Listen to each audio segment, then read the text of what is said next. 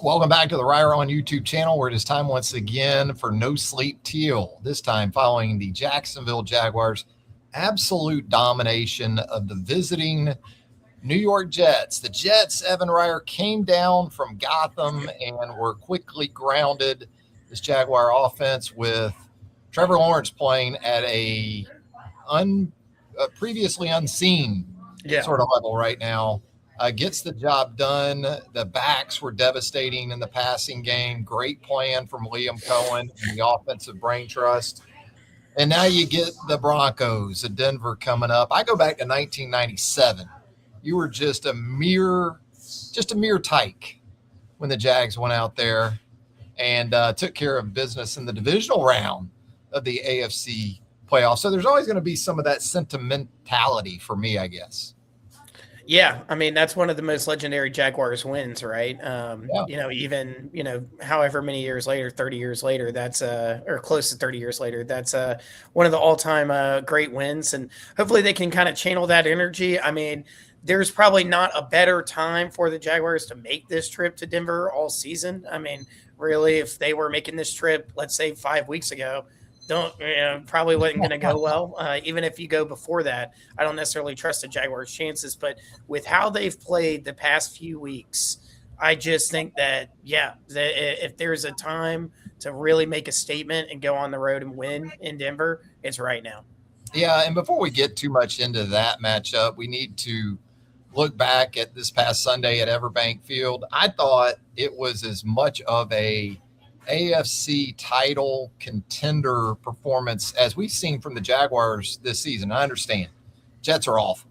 Jets started Brady Cook, the rookie from Missouri, in this game, but the manner in which from start to finish the Jags took care of business, that resonated as a very professional performance. And obviously Trevor Lawrence is where it starts. I mean, just 6 total touchdowns, historic in a lot of ways what we saw from Trevor Lawrence. Throws for 330, 5 touchdowns, average 10 yards per attempt. And usually when a quarterback gets into double digits, especially in the National Football League where yards per attempt are concerned, you think, boy, the wide receivers must have absolutely lit it up.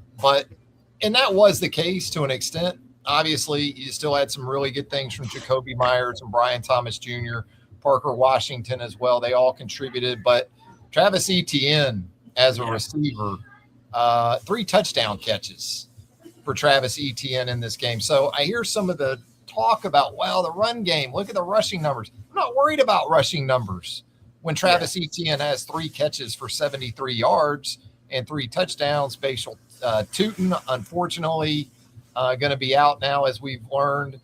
1 catch for 16 yards and a touchdown. You had 4 touchdown receptions from your back, 7. Yeah. No, I mean, that's it was insane. It just seemed like the Jets didn't adjust, and Cohen said, okay, we're in Trevor. Back stuff was devastating. Yeah. Yeah, we're just going to keep doing it. And it never stopped working all throughout the game. No, I mean, but that's the thing is, Trevor was still, probably the best throws of the day were not to the running backs, right? The rollout throw that he basically replicated from the week prior, seeing that again, seeing that first touchdown pass to BTJ is a dime. No, it's only a 4-yard pass, but that window, if you go back and watch that, is so tight. It really was a window. Really. I mean, he threw him. The DB he dropped into the window, and it was still ripped in there, right? Yeah, I mean, just really, really cool to see. As you said, previously unseen. People can say oh no, we've seen it with Trevor. No, we haven't seen that. We haven't seen what happened on Sunday. That was a really special performance. And we said a few weeks ago after the first really good performance, we were we're worried about Trevor stacking game after game performances. He's doing it right now. I mean, again, the Jets are not great competition. The Colts weren't necessarily great competition either, but I mean, you play against the teams that you're scheduled against, and Trevor is as confident as we've ever seen him.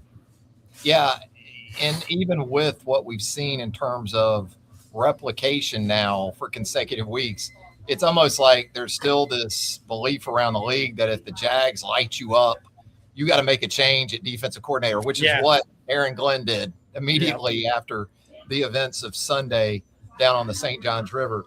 And, you know, when you're on a heater, you're on a heater, because a couple of the plays that we saw from Trevor maybe in the past didn't work out as well, you know. Right. The spin out against pressure, there's been times in the past where that hasn't gone well.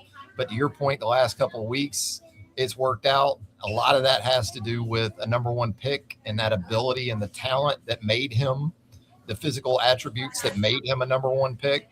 But I think Liam Cohen's doing an excellent job too. Yeah. Touchdown pass to Tootin there off a two-back and providing some eye candy pre-snap with Travis Etienne, and then knowing all the way they were going to Tootin. I got to the point where I felt bad for Quincy Williams of the Jets, because what we saw from the outset Sunday was very much a concerted effort to go after number 56 in white, and he was chasing Etienne for much of the day on Sunday. Yeah, you know, it's you know, really encouraging to see Trevor this confident, but seeing Cohen just like be in his bag when it comes to play calling. Yeah, I mean, it's exciting to see. Now, I will say that, you know, it was kind of a game that went against our principles, right? Of like, well, they got to run the ball all the time, like, or whatever, you know, we want Trevor throwing 20 passes if possible. It's like, no, like at the end of the day, Cohen said, well, Trevor's, you know, throwing the ball well. Let's see if we can just continue to hit this same spot over and over and over. And they did. Not to mention too that, you know, you have a game like this for Trevor and you don't even, you know, really like use Brenton Strange, like Brenton Strange and Parker Washington were almost afterthoughts. That's exciting too. It's nice to know that, okay, well, we don't just have to go to the safety valve to get the ball moving down the field. You know, with the way that Jakobi Meyers is playing right now, it's so exciting. And then BTJ with another solid game. Yeah. Like just like nothing crazy special, but just another really good game. It feels like at the moment the Jaguars have 4 or 5 guys that if you get them the football in a passing situation, they could potentially, you know, break out a huge play, score a touchdown. You know, I mean, that's not where we thought we were going to be, you know, 4 or 5 weeks ago when Travis Hunter first went down. Yeah, it's amazing with Hunter out, and BTJ still had maybe one opportunity, I think, in the end zone where they weren't quite able to finish it there. But I just think the addition of Jakobi Meyers, not only in terms of what he presents on the field, but that room. Because when you think about that wide receiver room, the youth and inexperience, when things didn't get off to a good start, you could see how that could snowball. I mean, when you're number one, you're clear-cut number one as a second-year player, and he's going through it. And then you've got a guy that's a rookie that you're leaning on heavily. De'Ami Brown obviously did not pan out. He fumbled again in a mop-up opportunity on Sunday. So I will say that for Gladstone. The De'Ami Brown move is terrible. Hasn't been good at all. It's been Gabe Davis bad, but a lot of GMs would have stood on it. Nope. That's the move we made. You guys make it work. Well, obviously it wasn't working. So they still went out and got Jakobi Meyers. Yeah. That in some ways was an admittance that we made a bad move with De'Ami Brown, but you know, ego didn't get in the way, is my point. Yeah. Well, not to mention too that at the end of the day, the De'Ami Brown mistake is a single-year mistake. It's not like you signed this guy to a 3-year deal and now you're like, oh shoot, like we got dead money. Well, he wasn't the rental you were hoping for, so go get an upgrade. It hurts. Right. You know, when you don't overinvest, you may overpay, but you don't overinvest time and in contracts. That's a huge deal. I gotta give credit to Gladstone for, you know, just kind of rebounding with that. Also, Tim Patrick, I mean, obviously wasn't a factor yesterday, but also has ended up kind of being a pretty important number 5, I guess you could say, number 5 receiver, number 4. So yeah, I mean, overall, you know, we were excited to see Gladstone and this team, this front office, make moves and be aggressive, even when, you know, there was kind of the downs of earlier in this season, the low points, and they didn't like stop trying to get better. And now it's paying dividends. Like the Jaguars are in a great spot. So absolutely. And, you know, we talk about the run game, but, and we've hit on this in recent weeks. The inclusion of Trevor now and design quarterback runs, something we saw once again against the Jets. Yeah, It's it sort works. of flown under the radar, I think, for some folks, but it has struck me the last couple of weeks. And I think it's now created within Trevor a belief that, you know what? I am athletic. I can make some plays with my legs. You don't want him going overboard with it and ending up with injury issues like he's had the last couple of years. But situationally and in spots, that's how you get the yards in that area that maybe you don't get from ETN and the backs and the ground game. And I go back to scrimmage yards. I'm not worried about rushing yards. If ETN's going to finish a game with 100 plus scrimmage yards and 3 or 4 touchdowns, I don't care where they come from. Yeah. If he's catching the ball for 70 and he's running for 40 and he's scoring 3 or 4 times, that's a W for me. I don't need to see it specifically in one column or the other. Just give me those yards, however he gets them. Yeah, for sure. I'm wondering, really, I guess you could say it's the rushing attack with Trevor kind of starts with that Chiefs game because he has the 54 yards and then 2 touchdowns. But really over the weeks since, there's only been like 1 game in which he's ran for 2 or less times. I wonder what it was that Cohen said or just, really stressed that made Trevor more eager to break out and go. I think he scripted it. Initially, he said, you're going to run by script.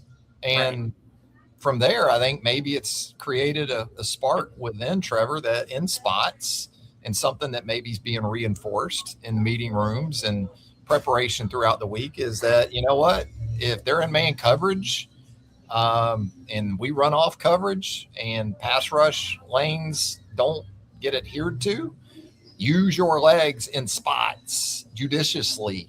And I think that's been, your quarterback on Sunday averaged 10.2 yards per carry and 10.3 yards per a pass attempt. Dynamic. Lamar Jackson-ish. Yeah. When you start talking about that, again, not something you want to see Trevor. I don't want to see Trevor much more than 30 pass attempts. I don't want to see Trevor much more than 6-7 rush attempts. But if you can marry those two with his physical attributes, he can win you a lot of football games within this offense. And we haven't even talked about the play once again at Cole Van Lannon. You've been very much now starting to, if it ain't broke, don't fix it, regardless of Walker Little's status moving forward. He's getting his flowers now. There are people starting to notice that Cole Van Lannon is playing at a very, very high level right now. And really, I wonder if it's, rising tide lifts all boats or whatever. It's like when you have a guy like Van Lannon come in, and you've got a little bit more, assuredness, I guess, at that spot. If, Trevor's playing better because of that, if he's feeling more confident, more, safe, to kind of try and make something happen. And also the rest of the offensive line, because really the offensive line over this stretch has been really, really good. Sure, there's the occasional hold, false start, but we've seen a cutback in those penalties over the past month or two in a way that, one, I didn't know if it was going to be possible considering where they were starting. When you go back to September and this team is getting like 10 offensive illegal motion or whatever type penalties a game, you're like, Jesus, dude, like, can they run the offense? Yeah, they can. Yeah, they're running the offense right now. It is clicking. Wristband Trevor. Yeah. And also, we haven't even mentioned the defense. Don't get me wrong, 20 points to a Jets team that's, running Brady Cook out there. Sure, you can say whatever, but you force the ball over, force 3 interceptions. You sack the quarterback 3 times. If you make dynamic plays like that, it's okay if you get scored on every once in a while because generally your offense is going to pick you up. And that's kind of what happened in Jacksonville on Sunday. Yeah, Cook had a little success early. Give him some credit. As a rookie quarterback, I don't think Campanile was especially exotic the first couple of possessions. Yeah. But after the Jets went down, got into the end zone on a nice drive by Cook and in New York, I thought Campanile started changing the picture more, started adding some people, a little more pressure, and that's when it started to flip. And for the Jags, you wanted Brady Cook having to win that football game. There's no doubt about it. With the receivers and The people that the Jets have right now in the passing game. The one thing that couldn't happen was that offensive line and that run game for the Jets to be the difference, and they weren't. No. Yeah, I mean, at the end of the day, if you can go up as quickly as the Jaguars did, Yep. you don't really get to run the football as much, right? So, uh, also, credit to Trayvon Walker with that fourth down tackle for loss, probably the biggest play besides any of the interceptions. Also, Monteric Brown's in his bag right now. That interception that Mhm. he made was absolutely out of this world. That diving catch was impressive as all hell. So that's encouraging to see too. Gardek, still popping up, making plays, gets that Yeah. sack. So, it's kind of a little. It still feels a little bit patchwork. Like there's clear hot spots on the defense. Josh Hines Allen, Devin Mhm. Lloyd, but the fact that we're just continuing to see like one guy after another step up. It's not like there's a new star breaking out on this defense per se, but it just continues to force a play whenever they need it, and they're getting it from all over the field. So that's really nice too. You can get a little bit of everything, by the way, where I'm at right now, Evan. Yeah, I'm at Party Girl in Avondale, where Avondale and Fairfax meet on the west side of Duval. And today is the 1 year anniversary for Party Girl right here. wow, How about that? 1 year exactly. Party Girl has been in existence right now. Got some great soups. If you're a soup fan this time of year, Marry Me Chicken Soup. I can smell it right now. that Got sounds some of good. that House Chex mix that Mm, your madre has put together for years for our family. Well, you can get it right here at Party Girl. It's very much a down home feel right here at Party Girl. A lot of great gift options too. Obviously, we're on the countdown to Christmas Day. So if you need that special gift baskets, wine, all kinds of great food, sweets, gifts right here at Party Girl Avondale, 4205 St. John's Avenue. Once again, at where Herschel and St. John's kind of come together, and a big one coming up for the Jacksonville Jaguars. I have no doubt about that. A couple quarterbacks on absolute heaters. Bo yeah, Nix, the performance against the Packers last Sunday, that was catastrophic for the Packers on a number yeah, of levels. Micah Parsons lost for the season. Pack was up 23-14 in that game before getting boat raced by the Broncos. And I guess you want to start from the Jaguars' perspective with the matchup against that defense, right? Patrick yeah, Surtain at the cornerback position, probably the best doing it right now in the yeah, NFL. He's going to take away somebody. I guess one of the silver linings, though, from this multitude of guys that the Jags are getting it from is that even if that's the case, this isn't a Jaguar passing attack that is overly dependent on yeah. one guy. If you want to take away BTJ, well, you got to do something with Jacoby Myers, the backs. Your thoughts on that as we look ahead to the matchup? Yeah, no, it's going to be really interesting to see who Sertan follows the most, or if the Broncos defense kind of just approaches it like with play your side. Like at this Right. point, when you've got these different options and the Jaguars are spraying the ball so well, it might just be better having Sertan just kind of going with whoever seems to be the lead at that point. I think about Sertan, yeah. I do think about Sertan, but I also think about the two safeties for the Broncos. I think about Hufanga and Devin Key. Mhm. When you talk about trying to hit the running backs in these passing situations, those dudes are going to be a big part of that. That's going to be a key matchup to watch, as well as anything to do with Brenton Strange. Probably going to see Hufanga and Devin Key in the mix there. That's going to be interesting because if Riley Moss and Sertan are kind of locking down Jacoby Myers and BTJ, which I think they might. I think that could be a really tough battle for both those receivers to win. Trevor's going to be looking for Brent Strange, especially. You think about how is Parker Washington going to do against that nickel corner. Mhm. Yeah, I mean, there's a bunch of different little matchups in this one. It's not like really cut and dry exactly how the Jaguars might attack this. When you look at previous performances for this defense, they have had a lot of games where they've just absolutely shut down teams. But I mean, Green Bay was able to offensively do some stuff. So Yep. were the Commanders a few weeks ago. It's not impervious, but it is a really really strong defense that is going to be you're going to have to be not only explosive, but you're going to have to be disciplined too, because this is the type of defense that, if you, kind of cut it too loose, or if you get a little too desperate, they're going to make you pay. Yeah, Josh Jacobs, Packers running back, less than 100% going into that game last Sunday. Still averaged over 5 yards per carry, and also did some things that we've seen Travis Etienne and Tootin and these backs do for Jacksonville in the passing game. Had a really great touchdown catch. Yeah, if you can get some of these same matchups, especially against the linebacker level, Dre Greenlaw, some of those guys. Dre Greenlaw obviously has history with the Jags, with the previously with the 49ers. We've seen that. Yeah. Then you can have some of that same success. I think that you've had, and it couldn't come at this matchup couldn't come at a better time for the Jacksonville offense, because there's such a confidence. There's such an ability to distribute the football to different guys. You said it, maybe Brenton Strange wasn't that guy against the Jets, but he damn well might be much more important against this Broncos D. What about Bo Nix and that Broncos offense against this Jaguar D right now? I think by just about every level, we can talk about last Sunday maybe being Trevor's best individual performance as a pro. Yeah. I think some people would make that same argument for Bo Nix last week with 4 touchdown passes against a really good Packers defense that, at least for some of that game, though, was without unquestionably its very best pass rusher. Yeah. No, it's going to be a game for JHA and Trayvon Walker to really disrupt, because otherwise I don't actually feel very good about these receivers against our secondary. Courtland Sutton is just that guy. Yeah. Dude, he is so good.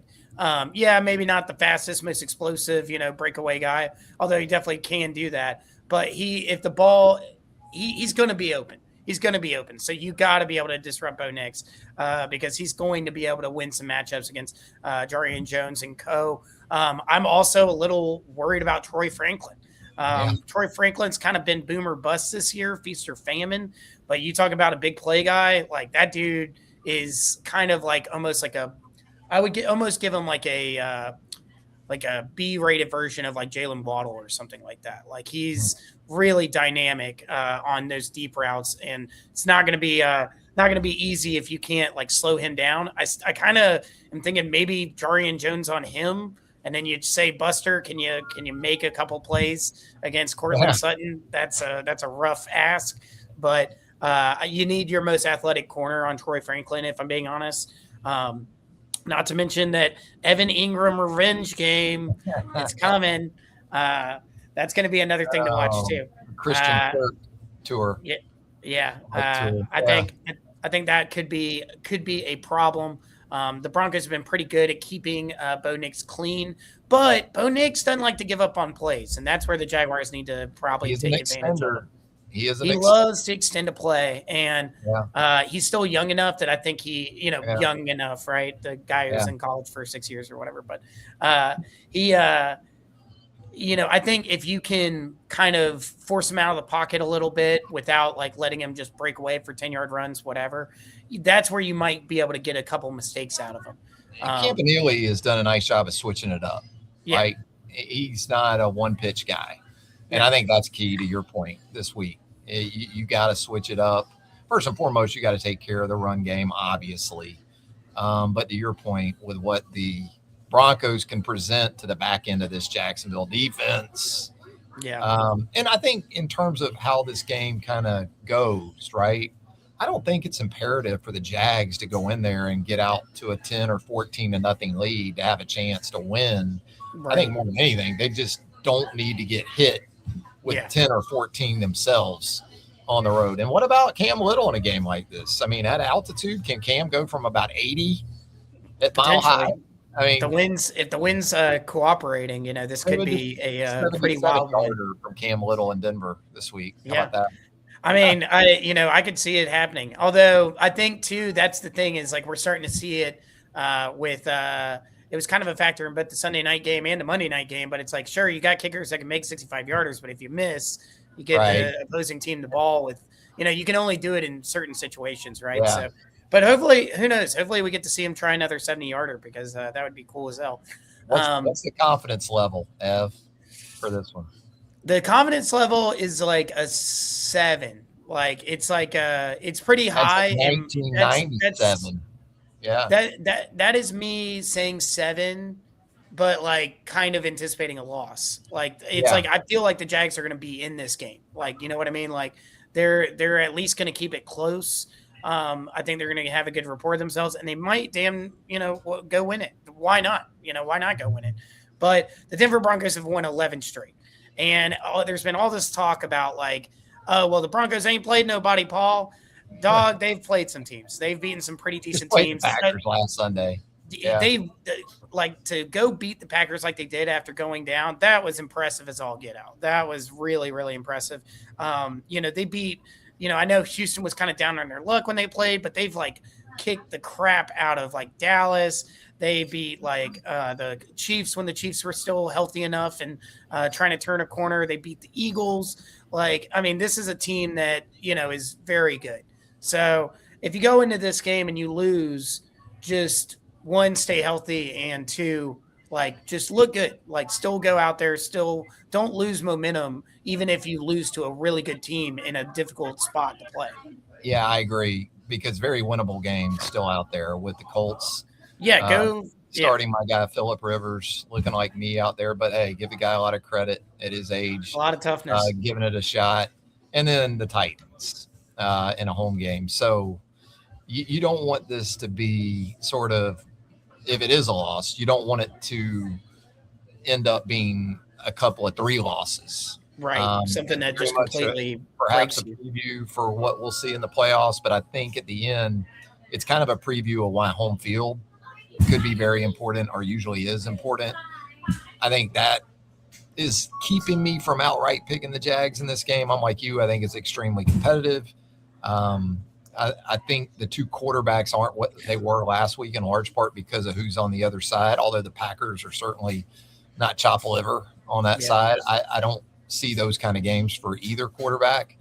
So I think the Broncos get it done by just a little bit. But again, I'm kind of cheering from Cam Little from like 76 to win it, something like that I'm down with. I'm thinking probably like 30-24 Broncos. I think it's a pretty damn good game. A lot of scoring.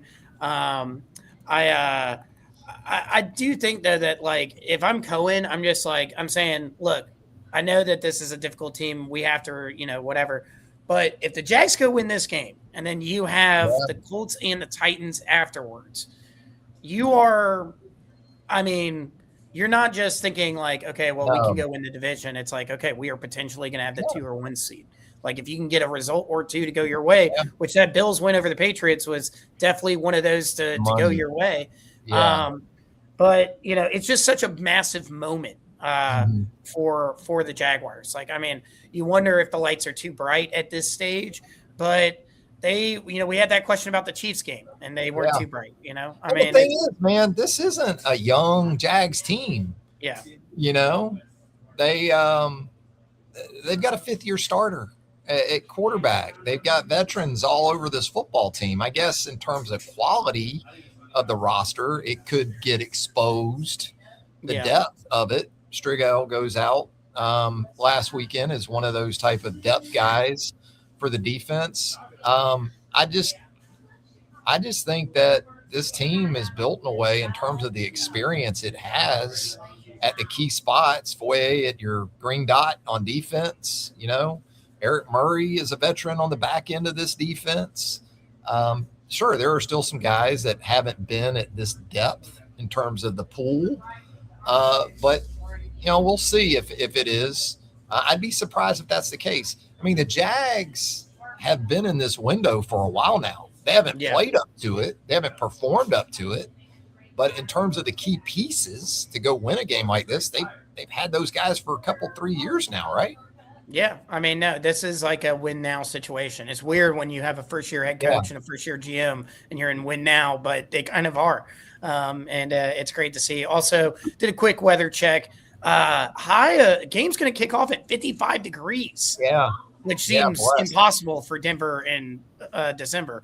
But 55 degrees, no wind, basically, no snow. So at least in terms of that, You talk about Cam Little 70-yarders. That's a Yeah. good thing. And then also just in general, the Jags are coming from Florida. Are they going to be able to play in the elements? Doesn't seem like the elements are going to be roaring on Sunday. So No, it very well stacks up nicely for this Jags team, especially with the way they're playing right now. Ev, anything else before we get out of here on a Tuesday afternoon live from Party Girl Avondale, 4205 St. John's Avenue on the west side of Duval. Shout out, by the way, to the Reigns High School Vikings on their state title win. I watched that via the old stream over the weekend. What a hell of a game. What a hell of a football team over on the north side, over at the graveyard there off Sutel Drive with the Reigns Vikings. Hell of a win, hell of a season, all-time team in the Reigns Vikings. What about it, Eb? You got anything? No, just a reminder to everyone to enjoy this. At the end of the day, this is not something we've always gotten to experience a lot. So just really, really enjoy it. And I'm starting to be ready. I'm not eating yet, but I'm putting on my bib and I'm bringing out my fork and knife, and I'm ready to eat some crow when it comes to Trevor Lawrence. I'm not bit in yet. I'm not either. But he's on a heater. There's no question. Trevor Lawrence on an absolute heater. But some of the plays that once upon a time didn't go so well for Trevor Lawrence, they're working right now. It's working out. And that was the case even against the Jets. But hey, you just roll with it. You ride it for as long as you can. Yep. All right, Ev. A lot of fun as always right here on Reier on YouTube. If you haven't subscribed to our channel, please hit that subscribe button right now. Reier on YouTube. Hit a like for us. A thumbs up would help us out tremendously as well. And with that, for Evan Reier, I'm Travis Reier. Until next time, so long, everybody.